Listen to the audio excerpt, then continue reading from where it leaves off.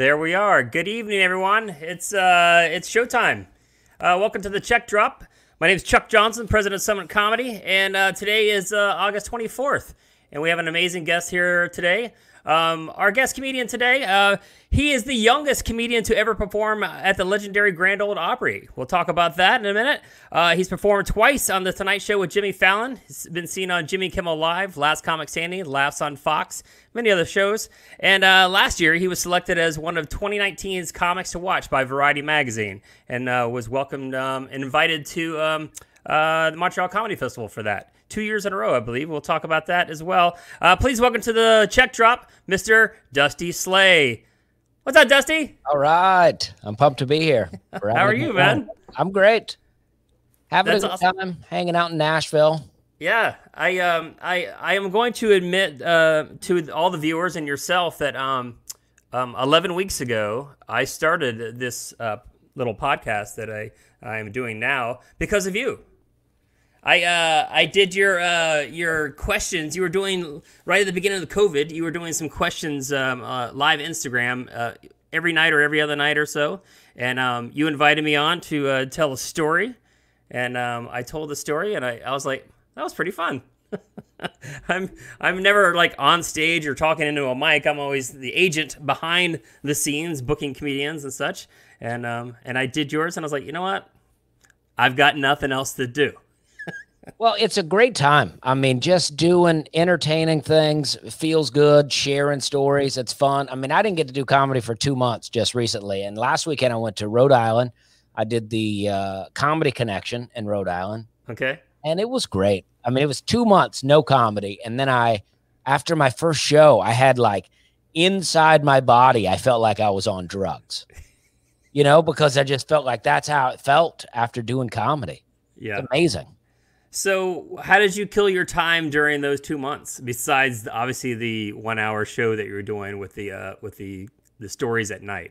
Well, I did all kinds of things. I got into birds a little bit. I put up some bird houses, some bird feeders, some traps, and I got I just started watching birds, trying to identify birds, like real old people stuff. And I mean, I stood out my back door looking at birds for so long that my neighbor put up an 8-foot privacy fence. And I don't know if you've seen an 8-foot. I think we're all pretty familiar with the 6, but an 8-foot feels like an attack, It Right. feels directed. Now birds, that's a unique one. So like, is that something that was in the back of your mind for a while, or did somebody just trigger that into your brain? Like, hey, that's something new. I mean, I got into birds a little bit at another house that I lived at. And then I had this feeder that someone gave to me, but then I was living in different apartments, so I couldn't put it up. So when I finally moved into the house I'm in now, I put this feeder up and just birds started to come. And then Tennessee has such a wide bird population that I was getting all kinds of birds. And I was like, I'm into this. And I got 2 more feeders. I got a bunch of houses out there. There's no birds really living in my houses right now, but it's pretty vacant. But yeah. I had a couple of. I do remember. I remember hearing the birds like on that question show that we did as well. And, yeah. Maybe not mine, but I remember watching a couple of yours as well. So yeah, that's crazy. I love birds. And we got a cat for a little while, and the cat killed one of the birds. So yeah, that happens. Yeah, so I took it off to my dad's house and gave that cat to him. Yeah.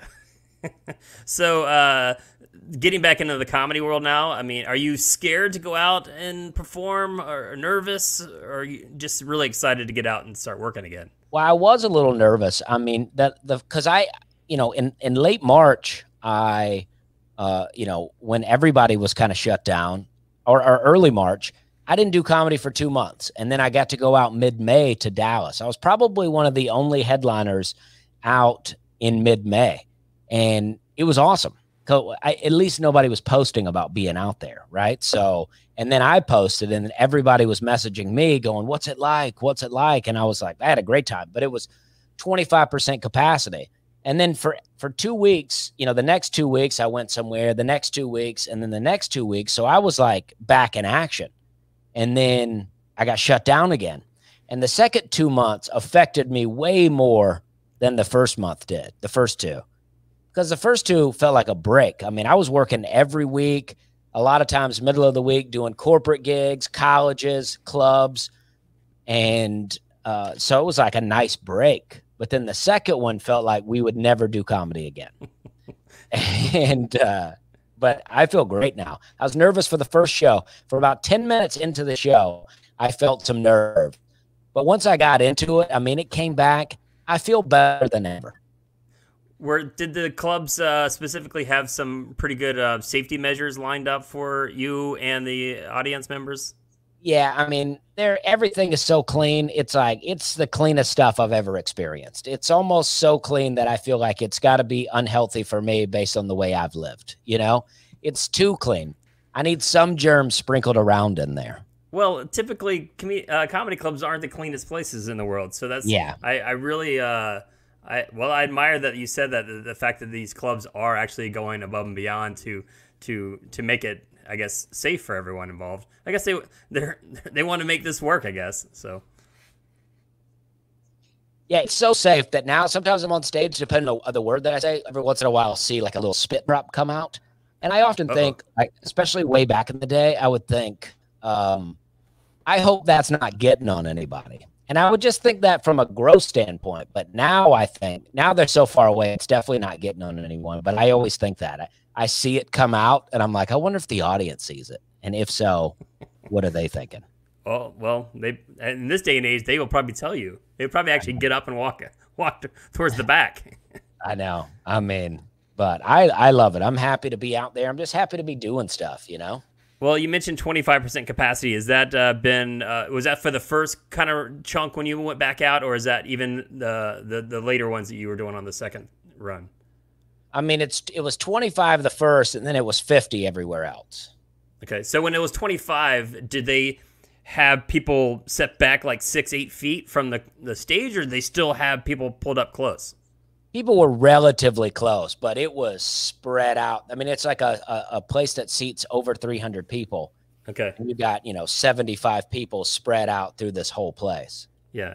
But they're just happy to be out. Because sometimes you go to, say, a college show that doesn't really know how to set up a comedy show, and I call it the comedy moat, where you have to put the drawbridge out to the crowd. It's so far of a distance. So I kind of pictured like clubs doing that as well, but I guess they kind of know that the interactive of seeing faces and such kind of makes that whole comedy lifestyle work. So yeah, it's not so bad like that. There's a casino in the Upper Peninsula of Michigan where it's a dance floor is in between you, and then you could smoke cigarettes in there. So it's like you have to go through this wall of smoke just to see anyone. I'm sure I probably booked that casino at some time.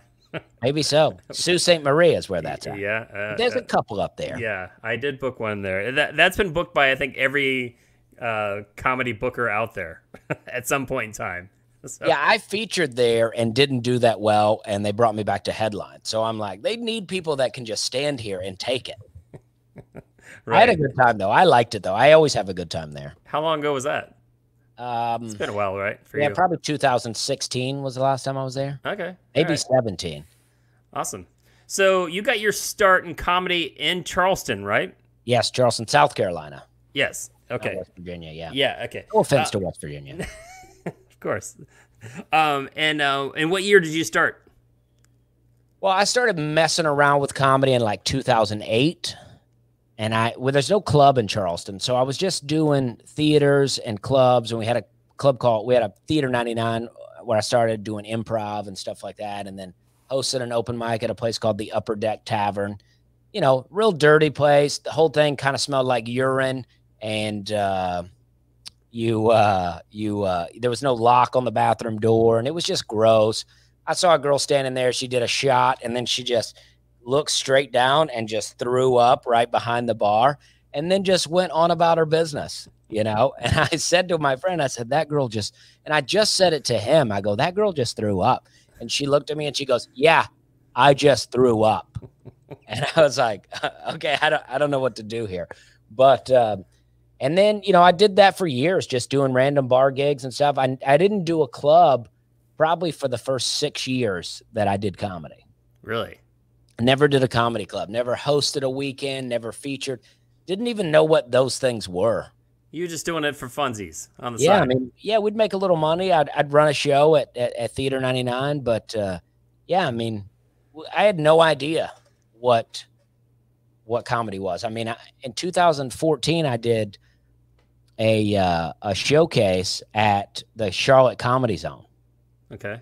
and I won the contest, and I got a feature weekend out of it, and that's how I got my first feature Are weekend. you serious? Yeah, And you're like, great. I guess I'm a feature comedian now. right. Yeah, I mean, I was big time. I mean, I opened for Josh Blue, and I had an incredible weekend. I thought I was the greatest comedian in the world. I just had Josh on. I think it was 2 weeks ago on the podcast. So I mean, did that just springboard you saying like, hey, I can do this now, and you just decided to start calling up clubs and getting into them? Yeah, I mean, really a series of things happened, but I got a little help here and there. I mean, I got my first time ever actually doing a club. I did a one-nighter at and it was for Pablo Francisco. If I could host, I was asked to feature, which I didn't really know what that was, but I was like going to do 20 minutes, and they wanted me to be clean. And so I showed up, and I don't know how this happened because I've done Zanies a million times, and I've never seen this happen since then. But it's my first time. The manager comes in, and he goes, hey, the host didn't show up. And they were like, can you do 30? And can you host? And again, I didn't know what hosting was really. And I was like, yeah. And I went up, and it was sold out. I opened that back door and came right out on this stage. I had never done an actual comedy club, and I did 30 minutes, and it was great. I mean, it was so incredible. And then I put together a run of shows, and I was trying to do open mics at comedy clubs so I could start to work my way in. So on that same run of shows, that's when I entered the contest at the Comedy Zone in Charlotte. Okay. And I didn't win that night. I made it to the next round, and then I eventually won the competition. But And you said that's 2016? no, that was 2014. Okay. That's still only 6 years ago. Yeah. And the amount of hurdles that you've already jumped over to get to where you are today that's pretty amazing, man. Yeah, well, I mean, it's like 6 years I was doing comedy in Charleston. I was building up a bunch of material. I moved to Nashville in 2014. I recorded an album, that was just everything I had written up until that point. And yeah, I mean, I was ready to go. Yeah. So, and then, so fast forward, you got Montreal, you got picked as one of the fresh faces 2 years ago. So 2018? 2018, yeah. I was, I did the Laughing Skull Festival in Atlanta for the third time. The first time I did it, it was a contest. I didn't make it out of the first round. The second time I did it, they gave you 2 chances to advance. That was in 2016, and I didn't make it out of the first round. And I thought I was doing fine. I was like, I wasn't like not doing well, but I just wasn't getting voted in. And then by 2018, I did it just for fun. There was no longer a contest. I was like, I like Atlanta. I got friends there. I'll just go do it. I'll hang out with my friends and just have some fun. And the showcase that they had that year, what do they call it? The industry showcase. Yeah. Everybody was so nervous in the back, and I get it. I had been that person. I don't think I was at that one. I think I might have been there though. Okay. I don't know. Maybe you were. I used to see you a lot at all these festivals. Yeah, it's hard to keep up with which ones you go to. Yeah, I know. And then, so everybody was so nervous, but I was like, man, I've done Laughing Skull 3 times now. Nothing's happened for me. I'm not even worried about it. I'm just here to have fun. I've done Atlanta. I know the people that are out there. For the most part, I've done enough Atlanta audiences. So I was like, I'm just going to have fun. And it was like the best set that I had in a Laughing Skull Festival. And then I met Jeff Singer from JFL. I met Tonight Show Booker, Michael. Now I'm so blank. Michael Cox. I haven't said these people's names in so long. Like I've been locked in my house. Right. Michael Cox. Yes. Yes. I met him there. Nice guy. Very nice. Both those guys are nice guys. Very nice. I mean, and it was so encouraging. They had such great things to say to me, and I was just pumped. Yeah, it's funny you even me being I'm in a weird spot because I don't book a lot of clubs. I do mostly colleges and corporates and stuff, but I hear all those names as well over the years, and then you meet those people and you have these perceived images of some of those higher ups that make all those decisions, and most of them are really nice guys. Yeah, so I honestly haven't. I mean, all the industry people that I've met, and I've met so many people now. I mean, once you do JFL, I mean, you meet everyone, right. especially if you do well. I mean, I can imagine going now. That was my big fear about JFL, was getting there and then not doing well and being like, just feeling like this huge disappointing waste of time. Right. Right. Like the first two Laughing Skull Fest for you. Yeah, exactly. I mean, I wasn't upset with anybody at Laughing Skull, but I was like, right. I'm not getting anything out of this other than just having fun. I grew up near Atlanta. A lot of my friends moved there. I mean, I know a ton of people in Atlanta, so it's always worth it to just go and hang out. Right. But JFL, I mean, my set was great. I mean, I had a really good set, and I mean, I've met so many people, and everyone's nice. I really don't ever meet a rude person. I mean, I've had some meetings with some networks and stuff where I don't think some people understood me. I was talking to one lady, and I mean, she had like a sweater around her neck kind of thing, and I was talking about trailer parks and Home Depot, and I'm not sure she had ever been to either. And but she wasn't rude to me. Well, I feel like your material is an extension of you, so I think it's real, so it isn't made up. And I mean, looking at your image, I mean, I assume that, do you feel like you've backed yourself into a corner that you have to keep this long hair and the trucker hat and stuff to kind of keep that I guess that, I don't want to say character, but just that look and image that kind of coincides with that material? Well, the hat I love. I love wearing a trucker hat, but yeah, the hair sometimes. I mean, throughout my life, I've had so many hairstyles. This is my third time in life having long hair. I mean, I've done everything. And so, yeah, sometimes my hair, I'm like, I'd like to get a haircut. But I'm also like, I don't know. I like having the hair. Right. Does your management go, don't cut the hair? Now, Did they ever have that conversation? No one said that to me, but I feel like if I did get it cut, it would be like, oh no, what's happened? What are you doing? Well, I've seen pictures of you from early on, and you do look quite different. I mean, it's very like you've got that such a unique look and stage presence of the glasses, the hat, the hair. It's almost like, it's like, it would be like, Larry the Cable Guy changing up his, ripped arms, the sleeves off his shirts. That's kind of what he's created. So I feel like it works for you. So I don't think I'd change it. So yeah, I don't mind it. Mainly it's just like hair is like a hassle. Right. It's like, even though like I don't have to do a lot of things to it, luckily, but it's like, it's a hassle. So sometimes I'm like, you know what? I'd love to just cut this off. I mean, I had bleach blonde hair a lot of time in high school. I had maroon hair one time. I've had all kind of hairstyles, so I've always gotten bored with my look and ready to switch it up. But, as many people do. Yeah. But I'm a bit settled into the look now. All right. Nice. So when you got that first phone call, do you remember where you were for Just for Laughs? I mean, because that's a big moment. I mean, that's a big moment in a comedian's career. Not too many people can say they have done new faces for Just for Laughs. I mean, and if you don't know what Just for Laughs is, if you're listening or watching, Just for Laughs Comedy Festival in Montreal is the biggest comedy festival every year, hands down. Everybody who's anybody from all the countries go and attend to just see these new faces that basically the industry, Jeff Singer and the talent coordinators select to showcase in front of these artists or all these buyers, I guess, per se, in the business. So yeah, I mean, I do remember where I was at, and I was doing a week of shows, and I like the people that book them. I like everything, but I was not having fun doing the shows. It was low turnout. I had already done a late night, and I had done Jimmy Kimmel Live, and the things weren't happening for me that I thought should be happening. Now, who am I to think what's supposed to be happening? But the things that I thought would be happening weren't happening. So I don't know. I was in a place with comedy where I was like, I don't know what to do now. And then I kind of got that call, and I was like, because, and then I don't know, I was pumped. Yeah. Were you married at the time? I know you're married to a comedian. Yeah. Yes, And, I was married. Yeah. okay. Now you said Kimmel. So you had already done Kimmel before Just for Laughs?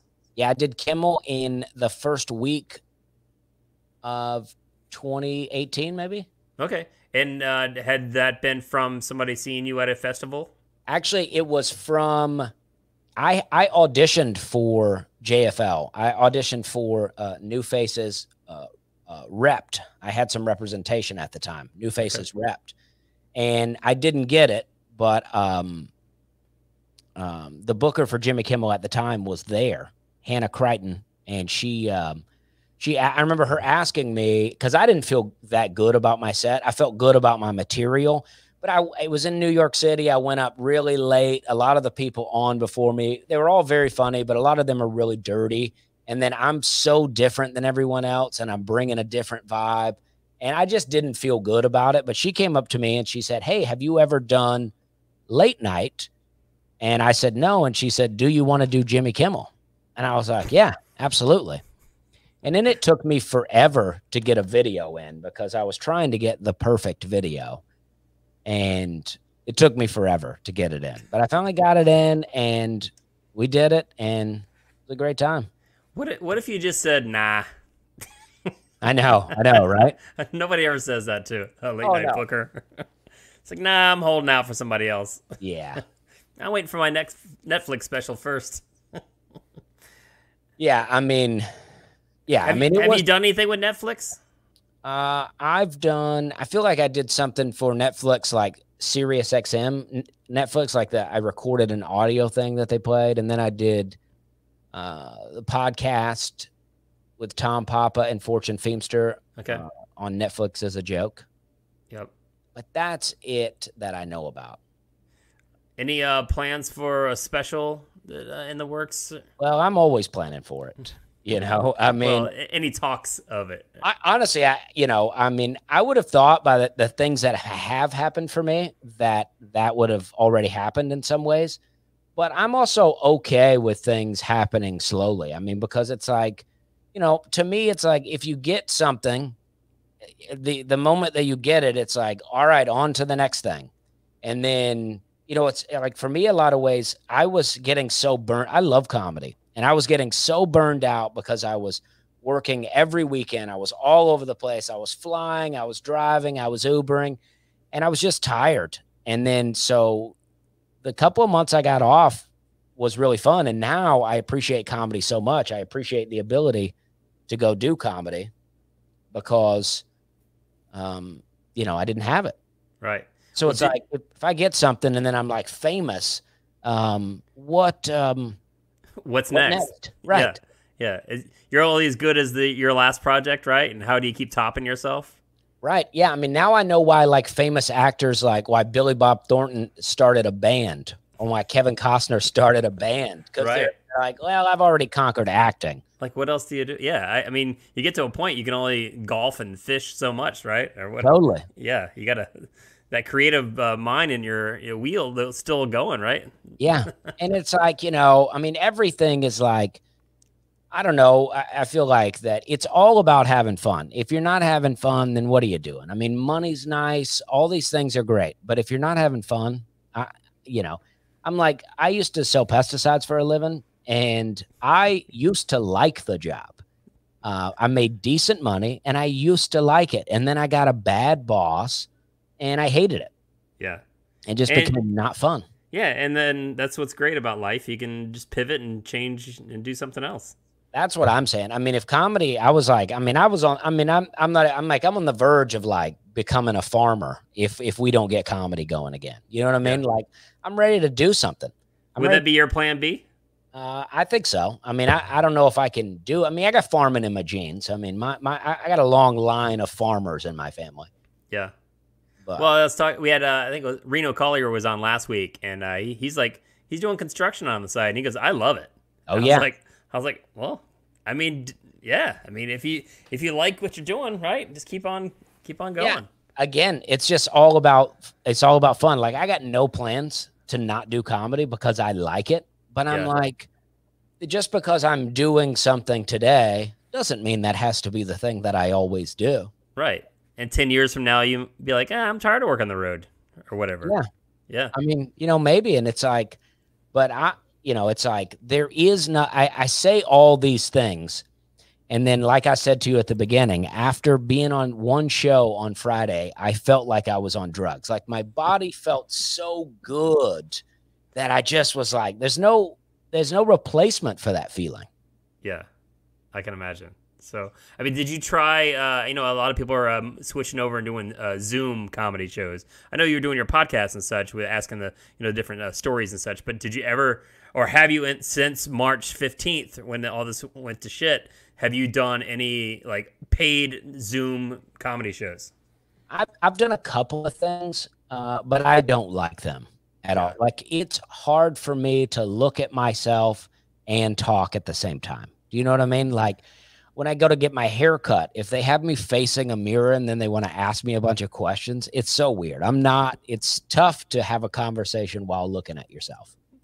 The ones that you did, what were they? Were they club shows or like corporate like gigs or college? No, I did one thing. My friend put together a thing where it was an apartment complex, and we like the people from the apartment tuned in, and then I was offered a few things, but I honestly I was like, I don't really want to do this for money.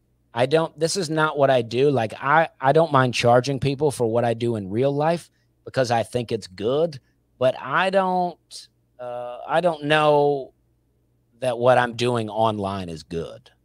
Yeah. If that makes sense. No, I get it. I've seen so many different variations of people and how they have adapted to this scenario. Some people have clocked out 100% and said, I'm not doing it. There are comedians that are no longer comedians that it just kind of pulled up. Hey, we're retired now.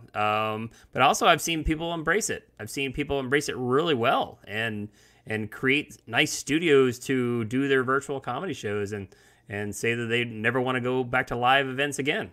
I mean, it does have its pros that, you get done with the show and you just go to bed in your own bed. You're not on the road and such. So well, I like that stuff in a way, but there is something about the road that's fun for me. I mean, just like I don't drink and I'm not out partying with people, so it's none of those things, but I do like cigars. And it's like, I like to go do a show, have a couple of shows. And then when my show's over, even if I'm alone, just sit outside of the hotel, smoke a cigar, and just, I don't know. There's something great about it. The whole thing about comedy is great to me. And if I have to switch it, like, I've done podcasts, I've done some, I do a weekly podcast, and I've done some different videos and stuff. So I've got into some computer stuff, but overall, without live comedy, I don't think I necessarily want to be in the entertainment world without live. Right. And I totally get it. And going back to what you said earlier about liking your job, because comedy is such a cool job. I mean, there's not too many people can say that they love what they do for a living, right? I mean, so to embrace that and do that. And for the past 22 years, I've said I've loved what I do for a living. And over the last 4 months, I'm not a big fan, to be honest. I mean, booking mediocre Zoom comedy stuff, I mean, it's a tough gig. It's a tough pill to swallow, even on my side as an agent. That and I'm sure every other agent out there says the same thing, that it's it's tough to make money in this world and hold your head high on something that you're booking that's not what you love, that live interaction show. Oh yeah, I just worked with a comic. He was telling me about doing a college online. I was like, oh no, like I couldn't do it. I mean, who was it? I don't remember his last name. I just worked with him this weekend. He's from Massachusetts. First name Orlando. Orlando Baxter. Yes, Baxter. Yeah, yes, that's my client. Oh, okay. Well, he likes it. Yeah, he liked it, but I was like, oh no. I mean, college students make me so nervous already, right? Like I do great at colleges, but the last college I did, I mean, it was pretty packed. And I just went out and I said, listen, I do a lot of comedy for old people. Okay. So if you don't like these jokes, just know that your parents would love it. you know, and whenever they didn't laugh at a joke, like I got a joke about the song It's 5 O'Clock Somewhere, I would go, your dads would love that joke. And, Well, I think that the way you, even that, mentioning that you're tying in their parents into their view, I think it would probably go over well. I mean, yeah, it was a great show. Unless there's four people watching you on a virtual show, maybe not as right.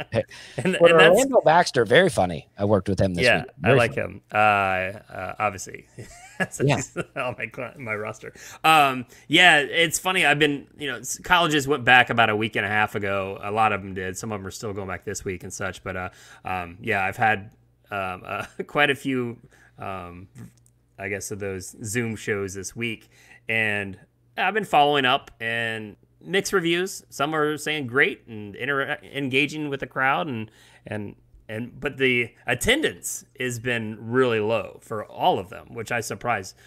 Usually it's, back to school, they have some people attending, but some of them have like 12, 7. Yeah. I mean, it's hard to interact. But then, I mean, you've probably done college shows too, that have that amount. So. Yeah, I mean, thankfully, most of the colleges I've done, especially with my management and agents that I have now, have been pretty well attended. But I did one I've done the one at the University of Kentucky several times, and that's pretty lightly attended. But I have really learned to work that room. Is that the Tom Sobel room? Tom Sobel, yeah. Yeah, okay. Because that's been around for years. Yeah, and it's like, oh, man, it's so lightly attended. But, and they used to have food in there. So people would come in there while you're on stage, and they would walk in, they would get their food, and then they would leave. Free pizza and comedy night. They just come for the pizza and walk out. Nothing more, heartbreaking than people coming in, seeing you do comedy, and then go, nah, not for me. At least they took the pizza, yeah, or the food. Yeah, I mean. So how did you get? So obviously, how did you get from Charleston, South Carolina, to Nashville? So instead of most comedians make that leap to New York or L.A. How did you choose Nashville? Well, a lot of stuff happened, right? I had planned in 2011. I made plans to move to L.A. in 2012. I was going to move to L.A. and be a famous comedian. And then in early 2012, I stopped drinking, which was a real life-changing event for me. And so I almost quit comedy. And I just was like, I don't know, I was at a real crossroad. But I kept going. And then, so I went in 2013, I went to New York City for a month. I rented an apartment for 1 month. And my goal was to go up and do at least one open mic every day for the full 30 days. I ended up doing something like 47, which I know people can do way more than that. But for me, 47 sets in 1 month was unbelievable. And I partly decided that I was going to move to New York. But while I was up there, I met a comic named Keith Alberstadt. And Keith very funny. Was nice enough to sit with me and talk to me about comedy for a little while. And he just kind of told me what he did starting as a comic. And he said, I lived in Nashville, so I had this great location. I had Indianapolis, I had Birmingham, Chattanooga, and Louisville, all of these clubs within just a couple of hours. And he just told me what he would do about getting booked. And then I had some friends living in Nashville at the time. And that's when I booked my kind of an open mic tour that I put together. Okay. I went to, Atlanta, Nashville, and I also had met a couple of comics from Nashville. I hosted their show when they came to Charleston one time. Hosted at an improv theater means I did 10 minutes before they came up. And they were like, we'll give you, we'll get you some stage time here in Nashville. So I did several shows in Nashville. I loved it. I was like, this city's cool. And I just decided, I had been given some advice that was like, you could move to New York and work a full-time job to pay rent and then do open mics at night and do that life. Or you can work the road and learn to become a professional comic while being a comic. They said it'd be easier to work the road and make a living. And I was like, well, that's what I want to do. Right. I'm ready to quit working right now. Yeah, I think there's pros and cons to both approach. I mean, I've seen a lot of comedians in New York that have made it and doing just that. But yeah, I feel something about a road comic that gets your stripes, from working all those gigs, the zones and the funny bones and all the big clubs, especially all the ones you mentioned and such. Do you have a favorite out of all those that you love to go to? Meaning a club? Yeah, like Stardome, or I know a lot of people like the Stardome, and there's so many that I like. Zanies is definitely right up there, if with my favorites, if not my favorite club. And I don't say that just because I live here. When Zanies is sold out, it's unbelievable. I also like Side Splitters in Tampa, Florida. I like that club a lot. I did the Chicago Improv last year. I thought it was a really great club. I had a lot of fun. The Comedy Connection that I just did in Providence, Rhode Island, it's socially distanced right now, but I can't imagine how good that club is when it's packed full of people, because it was great with, a half or less than half capacity. I have no idea how many people are anywhere. While I was there, they asked me a random question. They just said, how many people do you think live in America? And I said, I don't know, like 3 billion. And apparently it's 350 million. So I have no concept for how many people are anywhere. So if you ask me how many people are at the show, I have no idea. It could be anywhere from 10 to 450 people. So when they're throwing out COVID numbers, you're like, I don't know how this all relates to everything in the world. I have no idea. I was so shocked at how off I was when they asked me. I did say, I was like, listen, I don't know. I'm going to guess 3 billion people. And way off. Well, I'm sure you would notice if Netflix came to you and said, we're going to give you $2,000. Right. Yeah. I would call my manager and I would go, is this good? Are you still over there with Levity, Reg, and Judy over there? Judy, yeah. Really good people. I love Great. Judy. The best. When I first signed with Judy, she said, how much do you want to work? And I said, I want to work a lot. Just fill up the calendar. And that's why I was so tired when COVID came, because when I told Judy to fill up the calendar, Judy was like, okay. And she said, you sure you don't want any weekends off? I said, not right now. Just let's load it up.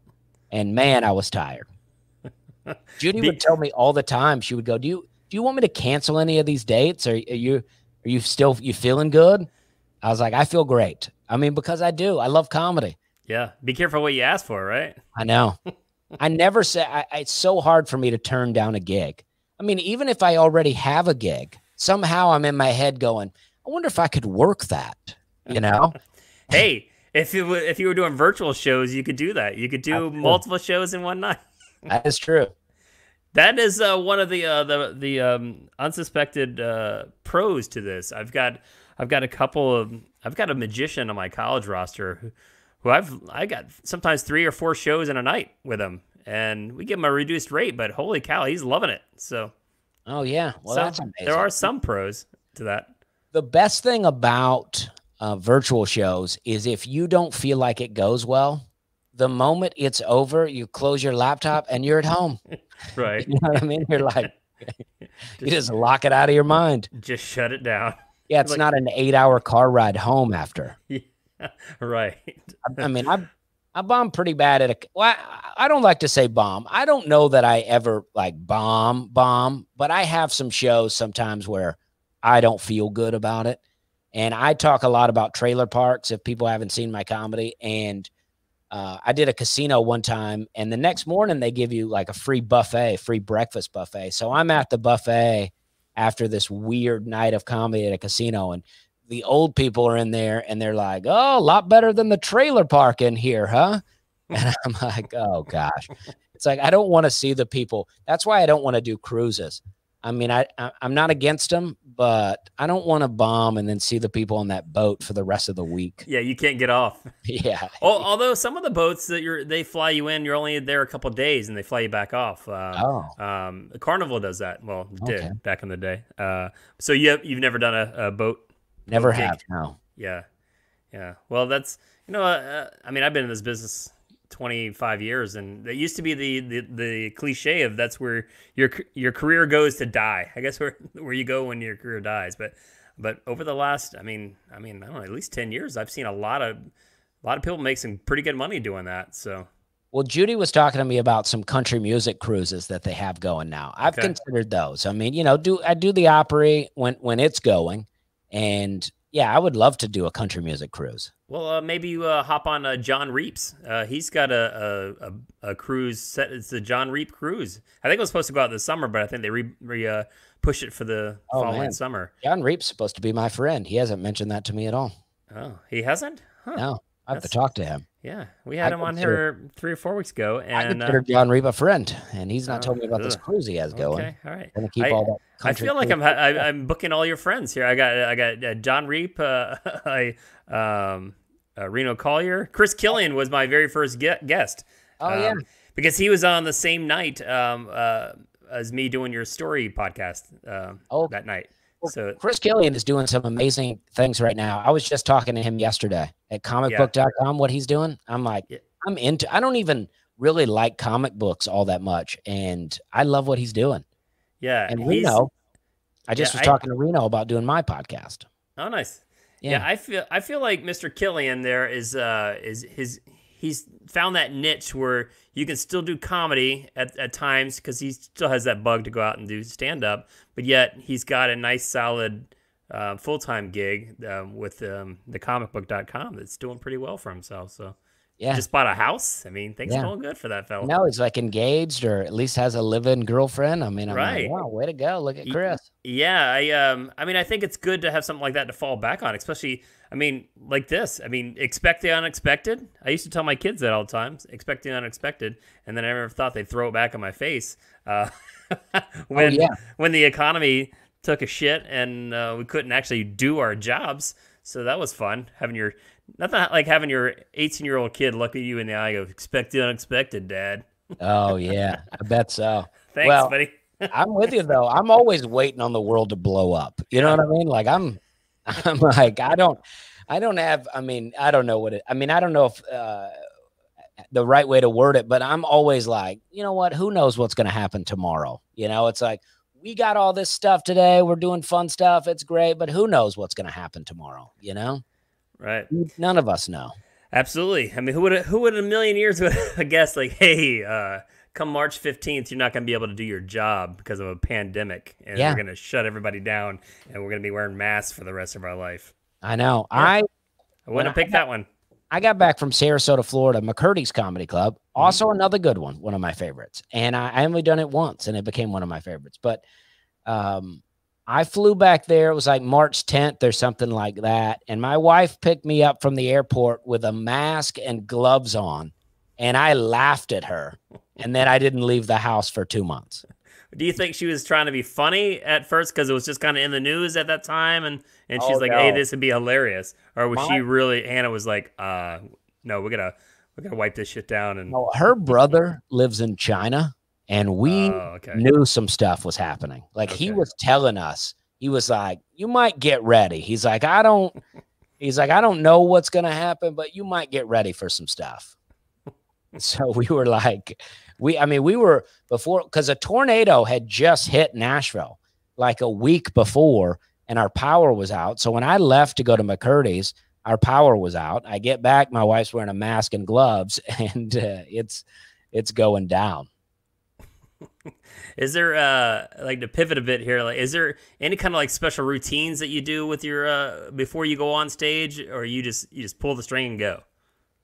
Well, prior to shutting down, I was doing comedy so much that I needed no preparation. My last weekend was practice for the weekend I'm doing right now. It was like I'm always in there, and then you know, coming back this time, I mean, I was listening to my sets. I was listening to my last set on my earbuds, trying to figure out what my jokes are. I was taking notes. I was writing a set list again.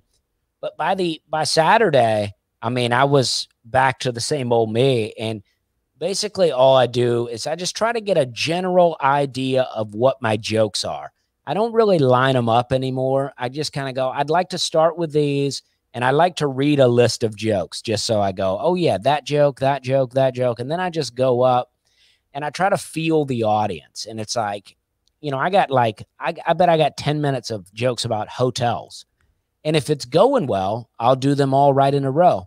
But if they start to slack off, you know, and not be laughing at them, I'll switch up to something else. And then I'll come back to a hotel joke, you know? So for me, it's just, you know, I basically, I wear the same thing. I have a special glasses and hat that I wear. That's kind of my show hat, my show glasses. And are those actual prescription? They are prescription. Okay. But I have some, you know, the thicker framed ones. Those have become like those are my show glasses. So okay. I feel like when I put my Napa Auto Parts hat on, my show glasses, my denim shirt, that I feel like I'm in show mode. Yeah, like it's your Superman costume. You exactly. Go from Clark Kent to Superman. Yeah, this is show Dusty, and I get into it, and I'm ready. Ironically, the show Dusty and normal Dusty doesn't look that much different. Yeah, they're pretty much the same, but mentally, we changed. Is there anything that you? Go ahead. Oh, I mean, I just try to get myself in a good mental spot, you know, and just get ready, get my head clear. I try not to eat too close to showtime. I burp a lot. I got a lot going on in here. So sometimes I'll need to walk around the club and just let burps out. It's weird, but it helps me. What do you like to do for fun on the road then? Because, I mean, you work, 2 hours a night, I mean, typically, and... I don't really do fun things.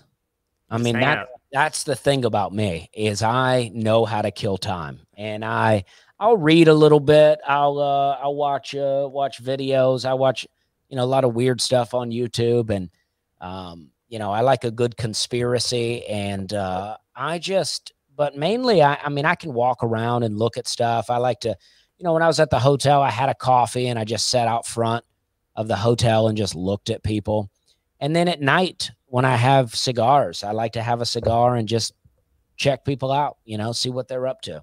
You know, and I'll work on videos and stuff like that too. But I like looking at things. That's why I like birds. I can just sit out there and look at them. But to be honest, when I'm on the road, I'm always thinking, no matter how far the show is away, I'm like, well, I could go to this basketball game, but I got a show in 6 hours. So do I really want to go to the game? I'm always like in my head about it like that. So I'm always thinking, anything that I do, will I have time to get back to the hotel and get myself, my wife likes to call it a malaise. I'll get a little sad before showtime. Even though it's a 6 hour window, you're like, man, I don't know if I can walk down to that Piggly Wiggly, man. I know. It's so what happens if I fall and hurt myself and I got to go to the hospital? And I like at least 2 hours before the show. Sometimes I'll lay down and nap. And it's just like, it's a nap just enough to where when I wake up, I'm like, oh, why did I do that? Now I just want to sleep more. Do you ever nap in the green room between shows? No, never done that. Okay. I'm too much of a talker. When I get around people, I'm ready to talk. I got stuff to talk about. Just talk and look at birds. Yeah, I love to talk about things. I was talking about weather manipulation the other day, and people were like looking at me like I was crazy. I'm like, listen, I'm not saying it's real. I'm just talking about it. Let's talk about it. You know what I mean? I love talking about things. Discuss. We just discuss this. Yeah. It's like, it's probably not real, and I don't know, but I'm just saying. It's a word. We're talking about it. We can talk. Let's use our imaginations. I love getting into some I love thinking wild things. So obviously you mentioned, I mean, you can continue doing this until it's no fun anymore. So, I mean, do you see yourself ever retiring from stand-up?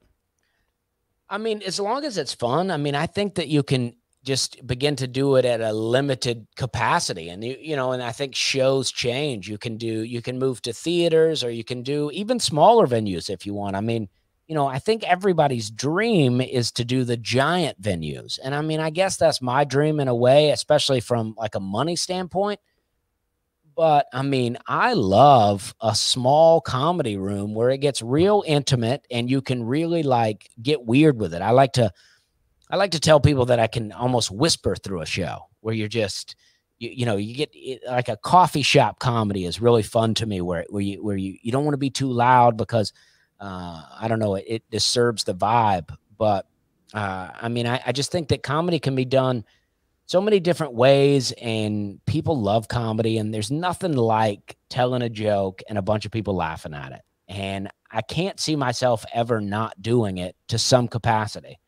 But we're living in an ever-changing world, and I like to expect the unexpected. You know what I mean? Maybe you'll come full circle, like you'll go back to Charleston and then just go back and put some shows together once a month or once a week. Well, I always talk about this. I used to work at a seafood restaurant in Charleston called Hyman's. And I always say it's located on the same block as a restaurant called Sticky Fingers, because that's true. And but I worked there for a long time, and the owner, Eli, is he's a friend of mine. A casual friend. We're not hanging out all the time, but he texted me just yesterday, and we were just chatting a little bit. And I always thought, how fun would it be? There's no comedy club in Charleston. How fun would it be to open a comedy club? Eli already owns the restaurant. We call it Hyman's Comedy Club. You'll never forget your first time. I think you're great. I run the club. I love that. I just watched that clip of you recently, and I love that you edited the screenshot of the map just to prove that that's where it is. Right next to it. Yeah, I'm not making up some weird thing. I'm just connecting the dots. Right. People do think that, though. I'm just making that up. Actually, and there used to be, it's not on the map anymore because it's gone. But years ago when I started, there was a clothing store right in between them called Loose Lucy's. And I just always thought that was funny. Hyman's, Loose Lucy's. And they had a crispy flounder is big at Hyman's. It's a great fish, huge flounder. And they used to have pictures that said, it was like Hyman's. And it had a flounder, and it said, bet you can't eat the whole thing. And I'm like, this is just these jokes are writing themselves, people.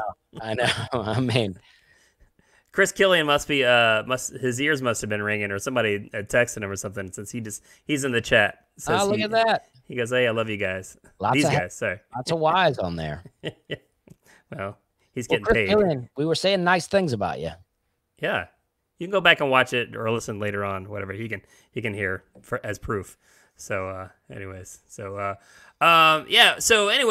going to start wrapping this up here soon. But this is the point of the show that I kind of just let you do what you do. You want to plug anything that you have coming up? Did you have a development deal at one time? Was that true, or am I making that up? I did have a thing with ABC where I did and I never know exactly what happens, but I got, they bought what do they say? They bought a development deal for me or something like that. I don't remember. I don't know what they say, but I had never pitched anything, and I pitched it, and ABC bought it. ABC, I met a guy from ABC at Just for Laughs, and he really liked me. He wanted to do the story. My theory on the whole thing is that the president of ABC changed while we were working on this, and I think they didn't accept anything that they didn't buy. That's my theory. I don't know that it's true. But that didn't happen. I am working on something different. I don't know that I can talk about it yet, but I do have some exciting stuff coming up, I think. I do a podcast every week called the We're Having a Good Time podcast, where I talk about all kinds of things. And lately I've been talking about being a pesticide salesman. I sold pesticides for about 8 years. And I went full-time pesticide salesman at the same time that my comedy careers got started. So and I was also drinking a lot. So I'm just paralleling my life in general, my life as a comic, as well as my life as a pesticide salesman at the same time. And you can find that iTunes, Spotify, and I got all kind of things. I got a pretty hot TikTok right now. My TikTok is blowing up. I'm bored with it now, but it's blowing up. I got I post stuff on Instagram, and I got a decent. I should never say anything that I do is decent, but I never like to be like I got the best thing ever. But I got a YouTube channel where I post roughly once a week, something different, some kind of video of me on the road or some stand up or my podcast. Well, and where can we see you live coming up soon? Half capacity. Well, the next time I'll be in Atlanta at the Punchline, which is a club that I also they're open again? They are open. I think they just opened this week. Awesome. And I should be there on September 10th through the 13th. Awesome. As long as nothing happens, I'll be there. And then, I mean, as September, like, once we get into October, if things are open, I mean, I'm full-blown comedian again. I mean, Judy's got you lined up again. Yeah, I mean, 2020 is looking, 2021 is looking hot. The end of this year and into 2021, I mean. Well, that's good that you're on the books because I'm sure it's going to be a cat fight. Everybody trying to claw their way into these clubs to get work after being off for 6 months. Yeah, or 9 months or however long it takes. I mean, I'm going to be wore out again in 2021, but I'm looking forward to it. If I don't buy land and move off the grid and escape from reality. Or die from COVID. There's that. Right. Who knows? Who knows? Expect the unexpected, Dusty. Yeah, exactly. You got to be ready. Well, dude, thank you very much for coming on the Check Drop, man. I appreciate you. Yeah. People at home, go watch Dusty if you see him anywhere in your area. He's hilarious. Go watch all his YouTube videos. He's a great guy, funny man. And we appreciate you for coming on, man. And I wish you luck. If anybody needs a comedian for anything in the future, whether you need to book Dusty or anybody else, go to summitcomedy.com. And we'll see you on the next one. Boom. Right. Thanks, Chuck. Later, man. All right. Bye.